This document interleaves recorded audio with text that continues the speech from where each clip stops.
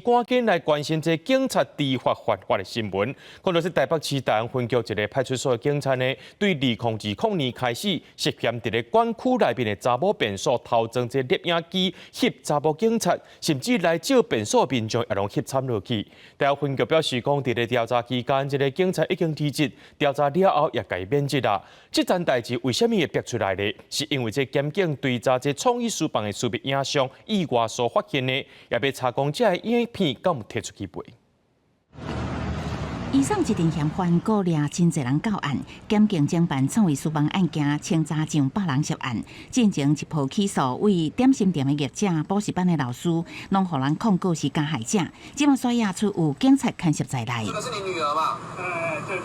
那这个是谁？协助失地的阿伯成功联络家属，因为安尼得到表扬。画面上倒边的都是涉案4国的员警，伫台北市大安分局的派出所服务。为2020年开始，涉嫌伫驻地女厕所偷装监控机翕女警去便所，影中人嘛押出有报案的，也是借便所的民众甲囡仔，目前已经互人羁押。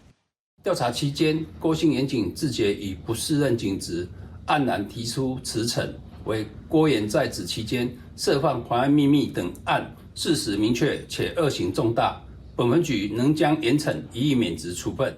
警察知法犯法，伫今年7月，要伫宜兰三星派出所的员警，互人控告对民众去驻地便所偷翕。伫我早进前，嘉义原有查甫警察涉嫌伫便所甲换衫间偷翕女警官。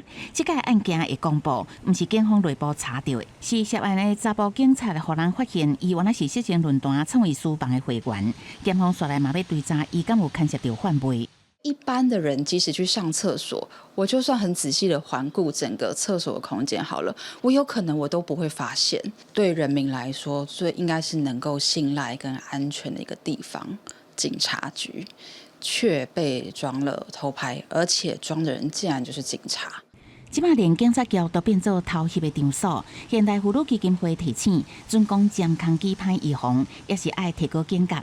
伊也建议场所的负责人爱善尽责任，强化巡检，安装反监控机侦测设备，搁爱警局也是其他单位拢爱全面清查。记者综合报道。